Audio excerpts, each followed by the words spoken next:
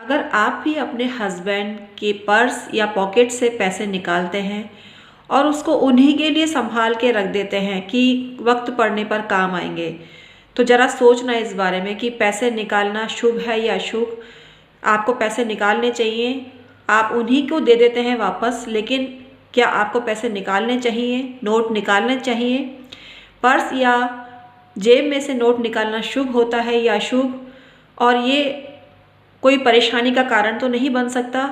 आज इसी पर प्रकाश डालने जा रही हूँ।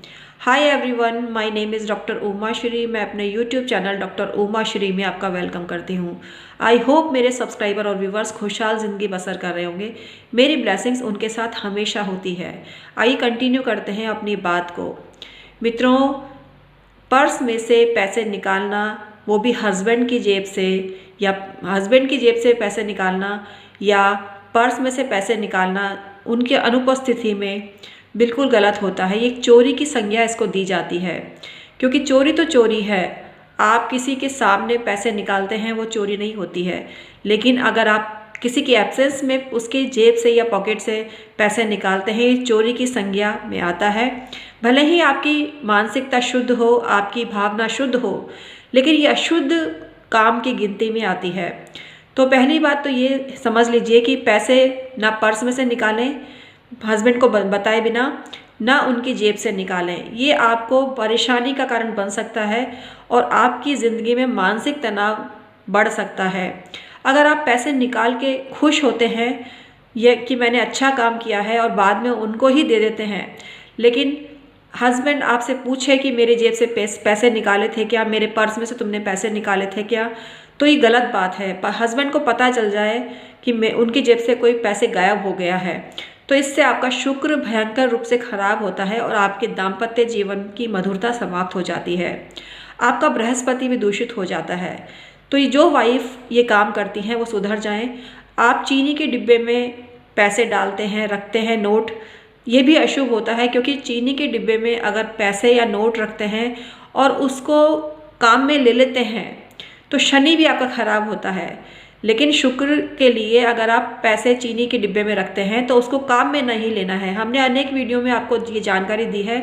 और थैली नई खोली हुई होनी चाहिए, तभी ये वर्क करती है, तभी ये शुक्र को अच्छा करती है।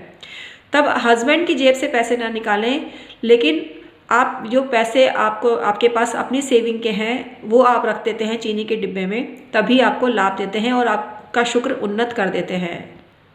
जो महिलाएं बिजली की चोरी करती हैं उनको अपयश मिलता है। सामने लोग भला भला बोलते हैं, लेकिन पीठ पीछे उनकी बहुत बुराई होती है और उनकी बदनामी होती है और काली चिट्ठी उनकी खुल जाती है।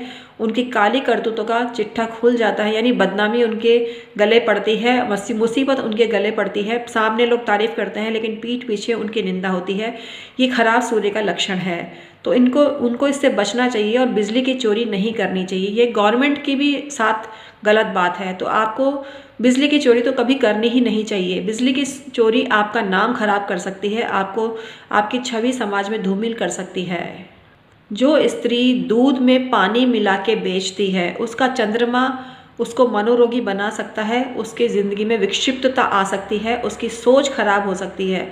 तो दूध में कभी भी पानी मिला के ना बेचें, यह शुभ घटना की श्रेणी में आता है और आपकी ऐसी स्थिति हो जाती है, दुर्गति हो जाती है जिसकी कोई हद नहीं है।